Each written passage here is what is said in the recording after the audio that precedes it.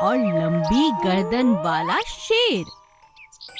जंगल का राजा शेर बहुत ताकतवर था, मगर पूरी जनता उससे घबराने की बजाय उससे हमेशा मजाक किया करती थी। और इस बात का जंगल के शेर राजा को बहुत बुरा लगा करता था।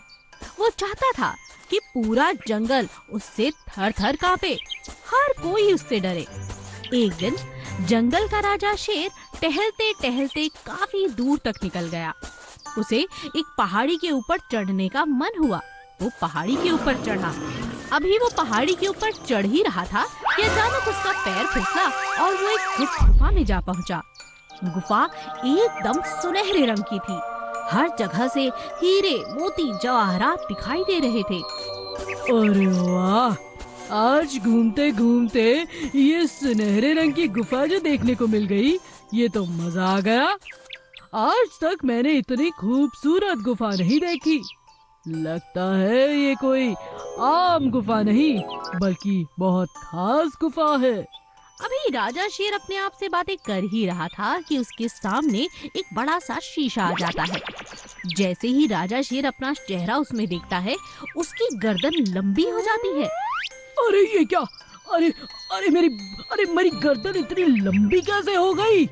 राजा शेर पूरी गुफा का चक्कर लगाता है, मगर उसे वहाँ कोई नहीं मिलता।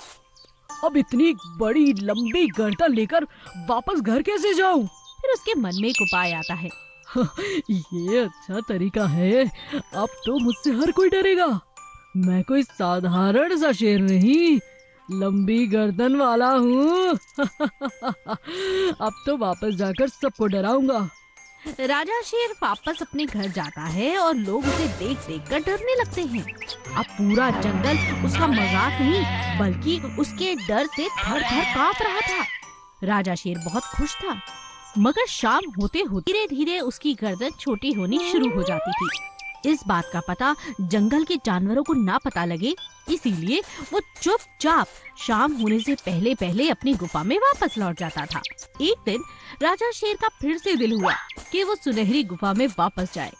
अभी वो रास्ते में ही था कि उल्लू ने उसे देख लिया और उसका पीछा किया। राजा शेर कहाँ जा रहे हैं? अपनी लंबी सी गर्दन लिए देखता हूँ। उल्लू उनका पीछा करता है। राजा शेर सुनहरी गुफा में जाता है। जैसे ही राजा शेर शीशे की तरफ देखता है, फिर से उसकी लंबी गर्दन और लंबी हो जाती है। ये सब देखकर उल्लू सारी बात समझ जाता है और वहीं खड़े खड़े राजा शेर से कहता है, तो राजा शेर, आपको क्या लगता है इस आईने में देखकर केवल आप अपनी लंबी गर्दन कर सकते हैं? आप भूल गए मैं भी यहाँ हूँ। जरा पीछे मुड़कर देखिए। इतनी देर में उल्लू सामने आ जाता है और जैसे ही वो शीशे में देखता है, उल्लू की गर्दन भी लंबी हो जाती है। राजा शेर उल्लू को समझाता है, देखो देखो, ये बात किसी को मत कहना। नहीं बताऊंगा, मगर आप ये अत्याचार बंद करिए। डराने की जरूरत ही क्या है? प्यार से भी तो रहा जा सकता है महाराज। अच्छा ठीक है, मैं तुम्हें अपना सेनापति नियुक्त कर दूंगा और जंगल के किसी जानवर को नहीं डराऊंगा। अब चलो, वापस चलो मेरे साथ।